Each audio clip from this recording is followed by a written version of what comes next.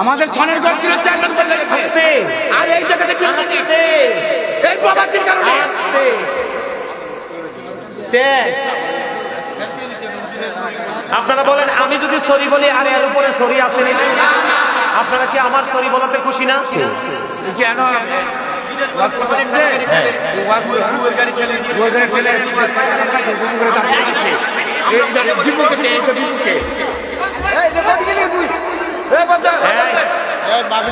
আমি কথা মাহফিল চলতেছে, আপনারা বসেন বসেন বসেন বসেন বসেন।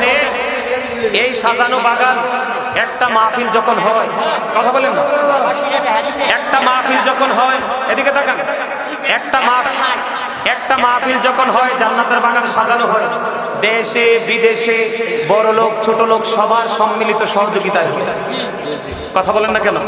কেউ দূরে থাকে আসতে পারে না, দূর থেকে টাকা দেয়, কেউ আবার টাকা দিতে পারে না, কাছ থেকে পরিশ্রম শ্রম দেয়, এইটাই তো স্বাভাবিক। এখানে তো রাগারাগির কোনো দরকার নেই। ভাই কই না, লাগান ক্যামেরা, লাগান মোবাইল, লাগান আপনি। হ্যাঁ হ্যাঁ, ও আচ্ছা আচ্ছা, যারা সাহায্য আমরা এইগুলা সাজাইছি ওদেরকে মহাবী কে এই বিদেশ আমি বলি এই যে কথা বলেন না আপনারা আমার সামনে কথা বলেন না, শোনেন আপনারা কথা বললেন না, আমার দিকে তাকান, শোনেন এই কথা বললেন না, আমার কথা শোনেন একটু আপনারা। আমি অনেক আশা করে আসছি আলোচনা করার জন্য, এত সুন্দর বাগানকে আপনারা নষ্ট করবেন না। শোনেন আমি কি বলি, শোনেন, বিদেশে যেয়ে যদি কেউ ঠেলা গাড়ি ঠেলে টাকাটা কোথায় পাঠায়? আমার উত্তর দেন, আপনার টাকাটা কোথায় আসে? বাংলাদেশে। কোথায়? এই দেশে যদি প্রবাসীরা থাকতো, বাংলাদেশ থাকতো না এতদিন। আপনি যত বড় স্কলার হন না কেন, যত বড় এডুকেটেড পারসন হন না কেন, আপনি প্রবাসীদেরকে হৃদয় দিয়ে ভালোবাসবেন। বাংলাদেশের মসজিদগুলো প্রবাসীর টাকায় হয়, বাংলাদেশের মাদ্রাসাগুলো প্রবাসীর টাকায় হয়। আমি গাজী সুলাইমানের মাদ্রাসা আছে অনেকগুলো, 3 বাচ্চা আমি লালন পালন করে মাদ্রাসায় পড়াই, আমার হাতে টাকা বলে দেই, ম্যাক্সিমাম টাকা আমার ভক্তরা বিদেশ থেকে পাঠায়। আপনি ঘরে ঘরে দেখেন প্রবাসীরা, এই দেশে যেই পরিমাণ চোর আছে, এই বাংলাদেশে যেই পরিমাণ চোর আছে, প্রবাসীরা যদি অর্থনৈতিক ভাবে আপনাকে আমাকে সাপোর্ট না দিত, তাহলে বাংলাদেশের প্রত্যেকটা ঘর বিপদে পড়ত। আপনি প্রবাসীদেরকে বকাঝকা করবেন কেন? আমি একজনকে মেন করে বলছি না, কখনোই প্রবাসীদেরকে ছোট করে দেখবেন না। তারা দেশে আসলে তাদেরকে আদর দিবেন, ভালোবাসবেন। আমি গাজী সুলাইমান শুধু বাংলাদেশ না, দেশের বাহিরে অনেকগুলো রাষ্ট্র ঘুরেছি, আমি দেখেছি প্রবাসীরা যে কত কষ্ট করে বাংলাদেশে টাকা পাঠায়। এই মিয়া আমার দিকে তাকান, প্রবাসীরা যদি টাকা পাঠায়, আমার দিকে তাকান, এটার নাম কি? নয়াকান্দি। কি কান্দি? নয়াকান্দি। আমার বাড়ি কোথায়? কুমিল্লা না? আপনারা কোথায়? নয়াকান্দি। কুমিল্লাই, কিন্তু নয়াকান্দি। আপনার নয়াকান্দিতে যদি কোনো 10টা ছেলে বিদেশ থেকে টাকা পাঠায়, আমি গর্বিত, আমি আনন্দিত। কারণ যেই রেমিটেন্সটা আসছে, এটা শুধু যে টাকা পাঠিয়েছেন তার না, গোটা বাংলাদেশের সম্পদ। কথা বলেন না কেন? আরো জোরে বলেন। এই মেয়ে আমার দিকে তাকান, প্রবাসীদের মন কত ভালো থাকে জানেন? বলে হুজুর গ্রামের মানুষের, এলাকার মানুষের মন খারাপ থাকে না কেন?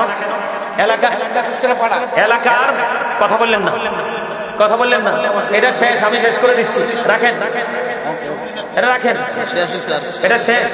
আমার দিকে তাকান, আমি কি বলি একটা এক্সাম্পল দিই। আমার গ্রামে 32 বছরের পুরনো একটা আপনার মসজিদ আছে, খেয়াল করেন। কত বছর? 32 বছরের পুরনো মসজিদ আছে, আশেপাশে অনেক বড় বড় বিল্ডিং হয়েছে, বুঝছেন?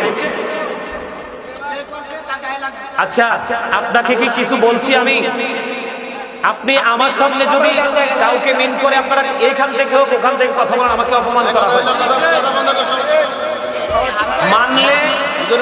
মানলে মানার মতো আমার কথাটাকে একটু শুনবেন আপনারা। শোনেন, আপনি বসেন, পরে যাইয়েন, আপনি এখানে বসেন, পরে যাইয়েন, আপনি এখানে বসেন, আপনাকে কেউ কিছু বলবে না। এই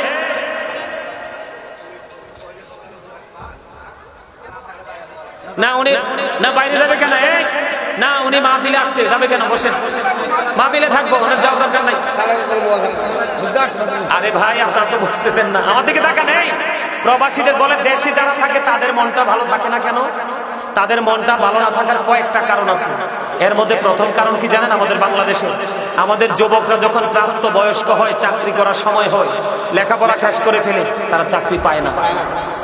তারা কি পায় না? চাকরি পায় না। এই মিয়া, আপনার বাড়ি কই? নয়াকান্দি। আপনি যদি আমারে ফালাই আপনি যান না, আপনি যদি এখান থেকে আমারে ফালাইয়া যান না, আমি বলি আপনি যদি আমারে ফালাই এখান থেকে যান না, আমি জবানটা দিয়ে বলি আপনার বিপদ হবে। আর আমার সামনে এখানে থাকবেন, সবার মধ্যে একটা বন্ধন আমার তৈরি হবে। আমি বন্ধন তৈরি করে এখান থেকে যাবো। আপনার কিসের তো স্যার? আপনি আমার চেয়ে বেশি পেরেশানিতে আছেন। এনে বসেন। এই যুবক ভাইয়েরা, তোমরা কি আমার আলোচনা শুনতে আসছো? সবাই আসছো? তাহলে আমারে ভালোবাসো? তাইলে তোমাদের কাছে আমার হাত জোর করে অনুরোধ, তোমরা যদি বসার জায়গা থেকে সবাই বসো, আমি বেশি খুশি হব। তোমরা জায়গা এখানে আছে, তোমরা সবাই বসো, আমি অনেক বেশি খুশি হব। এই যে আমার ভাইয়েরা তোমরা পিছনে আছো, তোমরাও বসো, আমি একটু কথাটা বলি। এই যে ভাই, তোমরা যারা দাঁড়িয়ে আছো, তোমরাও ভিতরে এসে বসো, সবাই আসো। আমি একটু বলি, আমার দিকে তাকান, আমি বাস্তব নিয়ে কথা বলি। আল্লাহ রাসূল বলেছেন বাস্তবতাকে অস্বীকার করতে নেই। আপনারা সবাই আমার এই হাতের ডান দিকের কর্নারটা ভাই বসো, সবাই বসো, সবাই বসো ভাই প্লিজ। তোমরা কেউ, আমার কাছে এত ভালো লাগতেছে আপনাদের উপস্থিতি দেখে এবং মনোযোগ দেখে। প্রথমে মন খারাপ ছিল, আমার মনটা একবার ভালো হয়ে গেছে। আলহামদুলিল্লাহ বলেন না কেন? এই যে ছেলেরা আলহামদুলিল্লাহ বলছে না, তে মনে হয় আমারও অনলাইনে অনেক বেশি ফলো করে, বুঝছে? তে আমি যখন দুরুদ জিকির দৌড়ছি, এই যে তালে তালে দুরুদ আর জিকির যে শুরু থেকে এ পর্যন্ত তার এই ধারাটা আছে, আল্লাহ তাকে কবুল করে নিক, জোরে কোন আমিন। আমার পরে শাহজাহান বিপ্লবী সাহেব আসবে, তোমরা বসো। আমি একটু কথা বলি। গ্রামের যে ছেলেরা, সারা বাংলাদেশে, শুধু এখানকার না, ছেলেদের মনটা কেন খারাপ হয়, মনটা কেন ভালো থাকে না? তারা প্রাপ্ত বয়স্ক যখন হয়, চাকরি করার সময় হয়, তারা কিন্তু পড়াশোনা শেষ করেছে, গ্রাজুয়েশন করে ফেলছে, কিন্তু চাকরি নাই। এটা একটা। আরেকটা হলো, আমি বলি, ছেলে এবং মেয়ে যখন যৌবনে পা রাখে, ছেলে এবং মেয়েরা যখন যৌবনে পা রাখে, তখন কিন্তু তাদের জৈবিক একটা চাহিদা থাকে। এই চাহিদাটা কিন্তু তারা সময় মতো মেটাতে পারে। এটা কিন্তু তোমরা নেগেটিভ ভাবে নিও, এটা কিন্তু আল্লাহর দেওয়া একটা নিয়ামত। এটা তারা কি করতে পারে না, কাজে লাগাতে পারে না। কেননা তাদের হাত থাকে খালি। অভাব এমন একটা দুষ্ট জিনিস, এটা যদি কারো সংসারে একবার ঢুকতে পারে, পুরো সংসারটাকে নষ্ট করে। আর প্রবাসে যারা থাকে, তাদের মনটা ভালো থাকার কারণ হলো, তারা টাকা ইনকাম করতে পারুক বা না পারুক, তারা এমন একটা স্বাভাবিক পরিবেশে তারা নিজেকে ম্যাচ করে নেয়, তাদের মন মানসিকতাটা এমনি ভালো থাকে। কারণ ওখানে কোনো চুরি নাই, ডাকাতি নাই, হিংসা নাই, বিদ্বেষ নাই, কেউ কাকে ধ্বংস করবে এরকম কোনো কি নাই, টেনশন নাই।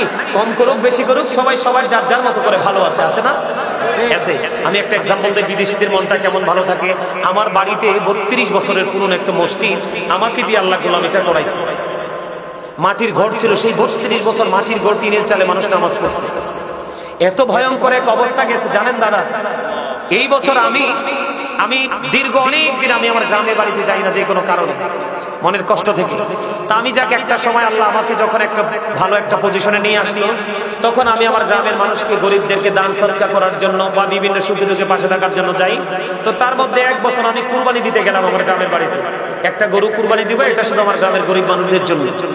যাওয়ার পরে এখানে যেরকম মুরব্বীরা আছেন আপনারা, এরকম মুরব্বীদের মধ্যে আমার চাচা এসে বললো, বাবা তুমি আস্তা গরু কুরবানি দিচ্ছ, আমরা তো বিপদে আছি। পাশের গ্রামে তারা কারেন্ট নিয়ে মসজিদ সংক্রান্ত ব্যাপার নিয়ে পুরো গ্রামবাসী মামলা খাইছে, সরকারবাদী মামলা হয়েছে।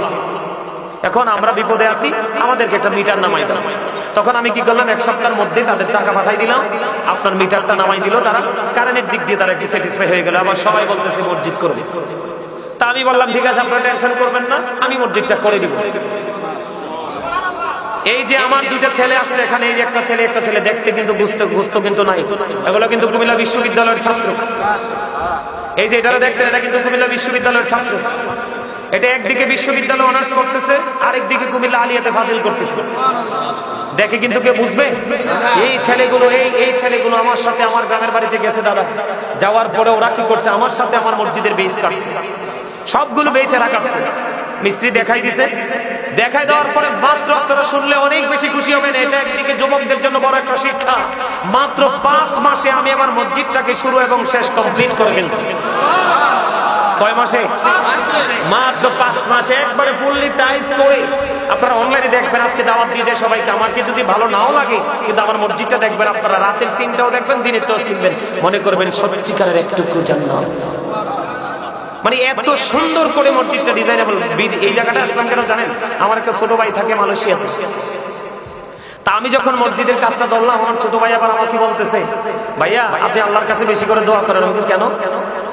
আমার বিশাটা যেন লাগে। আমি তুই কয়েক মাস হইলো এসে গেলি, এখন তুই আমার বিশা লাগার জন্য আমার কাছে দোয়া চাস, ব্যাপারটা কি? ভাইয়া আপনি মসজিদের কাজটা ধরছেন, আমি মন থেকে চাই মসজিদটাকে নিজ হাতে সাজাবো। আমি আল্লাহর কাছে দরখাস্ত করে দিলাম।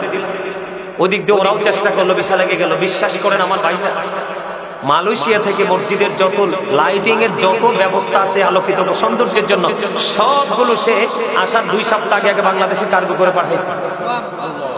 পাঠাইয়া আয়েশা মিস্ত্রিদেরকে, বাংলাদেশের মিস্ত্রিদেরকে সাথে নিয়ে নিজের মতো করে ডিজাইনেবল করে মসজিদকে কমপ্লিট করে আর বাংলাদেশে থাকিনি, আবার চলে গেছে। সুবহানাল্লাহ বলবেন না? আলহামদুলিল্লাহ বলবেন না? আর যারা বলেন আলহামদুলিল্লাহ। এখন সে এই যে আসলো, সে তো আমার ভাই বলে কথা, কিন্তু সে তো একজন প্রবাসী। তার এই অবদান, তার এই ত্যাগ কি আমরা কেউ বলতে পারবো? যদিও মসজিদটা হয়েছে আমার এলাকায়, কিন্তু এটাতে আপনাদের সবার হক আছে না নাই? আপনার বাড়ি মসজিদ হয়েছে, এটাতে আমার হক আছে না নাই? আছে, আছে না? আমাদের মধ্যে একটা বন্ধন তৈরি করতে হবে। কি করতে হবে? বন্ধন তৈরি করতে হবে। হিংসা রাখা যাবে না। হিংসা শুধু আপনার শক্ত দেয়াল তৈরি করে, যেটাকে ভাঙ্গাটা সহজ নয়। আর ভালোবাসা শুধু দেয়ালকে ভাঙতে শিখে।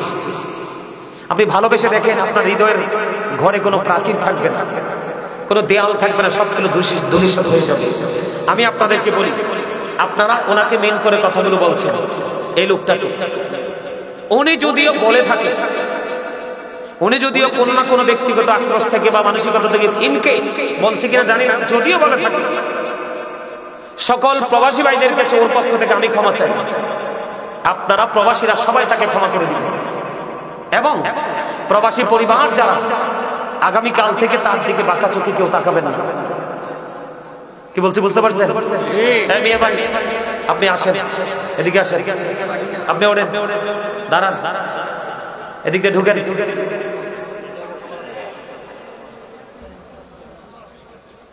আপনি ওনার আঞ্জা করে ধরেন, শক্ত করে ধরেন। এই কথা নাই, আমার সামনে কোনো কথা নাই, ধরেন ধরেন, মনাকা করেন। এই মারহাবা, থ্যাংক ইউ ভেরি মাচ। আমাদের ছনের ঘর ছিল 4 নম্বর জায়গাতে, আর এই জায়গাতে এই প্রবাসীর কারণে শেষ।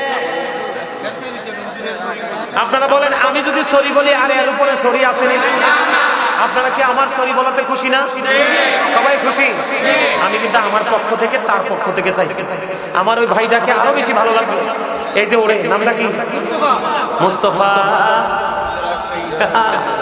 আমার এই মুস্তফার নামে একটা নাম গাইলে দেবনি? আলা হযরতের গাওয়া গাইবো। সুবসে আলা সুবসে আওলা ওয়ালা হামারা নবী, সুবসে পালা ওয়ালা। আরে রাগ হয়ে গেছে জন লাগে। নামটা মুস্তফা আমার নবীর নামের সাথে মিল আছে না নাই? আছে না নাই? এটা আলা হযরতের লেখা। আলহামদুলিল্লাহ বলেন। দেখছেন হের আচরণ, দেখছেন নামের সাথে তার চরিত্রের কি মিল? আলহামদুলিল্লাহ বলেন। আরো জোরে বলেন, আর একটু মহব্বতে। সবার কাছে ভালো লাগছে না? আরো জোরে ভালো লাগছে তো? আলহামদুলিল্লাহ বলেন। আর কোন দ্বন্দ্ব আছে? আপনার নয়াকান্দির প্রবাসীরা শুধু ঢাকাও যদি যাই কোনো প্রবাসীকে দেখেন, তাকে আমজা করে একটা চুমু খাবেন। আমি যখন সৌদি আরব ভ্রমণ করেছি, কত সালে নারী? 2021 আমি মক্কা মদিনা পুরো আরব দেশটা ভ্রমণ করেছি। বিভিন্ন দর্শনীয় স্থান আমি বিচরণ করেছি। বিশ্বাস করেন, সেই সৌদি আরবে যাওয়ার পরে প্রবাসীদের প্রতি শ্রদ্ধা, ভালোবাসা আমার হৃদয় থেকে এত বেশি বেড়েছে যেটা কল্পনা করতে পারবেন না। তাদের মতো কষ্ট, তাদের মতো যন্ত্রণা, তাদের মতো ত্যাগী প্রবাসীরা ভোগ করতে জানে না, ত্যাগ করতে জানে।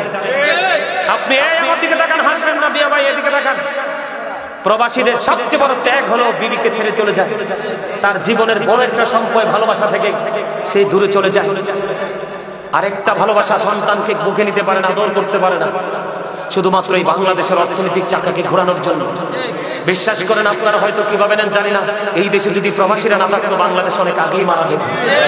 কারণ এই দেশে যারাই একটু ভালো পজিশনে যায় এরাই চোর। কথা বল না কেন? প্রবাসীরা চায় আমার দেশের মানুষ খেয়ে বেঁচে থাকুক। আমি যখন গাজী ফাউন্ডেশনের চেয়ারম্যান, আমি যখন বন্যা কবলিত মানুষগুলোকে যখন খাবার দিতে বললাম, শুধু আমার পেজ থেকে একটা স্ট্যাটাস দিয়েছে আমার লোকেরা। বিশ্বাস করেন, সর্বপ্রথম মালয়েশিয়া থেকে একটা ছেলে, হুজুর আপনি যা করতে চান আমরা আপনার সাথে আছি, আপনি অর্থনৈতিক ভাবে আপনি করবেন, আমরাও সাপোর্ট দেব। আপনি তাদেরই ত্যাগকে কিভাবে ভুলবেন? এই যে এবার যে বন্যা হইল, এই বন্যার মধ্যে প্রবাসীরা যেই ভূমিকা রেখেছে বিভিন্ন ফাউন্ডেশনের মাধ্যমে, যেটা ভোলার মতো নয়। আপনি বাংলাদেশে কোনো মসজিদ, মাদ্রাসা, কোনো এতিম, রাস্তাঘাট, বিভিন্ন অবকাঠামো আপনি প্রবাসী ছাড়া দাঁড় করাতে পারবেন না। আমি বেশি বেশি করে দোয়া করি, আল্লাহ যেন আমার বাংলাদেশের প্রত্যেকটা সোনার ছেলেকে সুশিক্ষায় শিক্ষা অর্জন করে তারা যেন তাদের যোগ্য দক্ষ জায়গায় যেন তারা চলে যেতে পারে। আল্লাহ যেন সবাইকে সেটা অভিজ্ঞান করে সকলে শোনা। সমস্যা শেষ তো?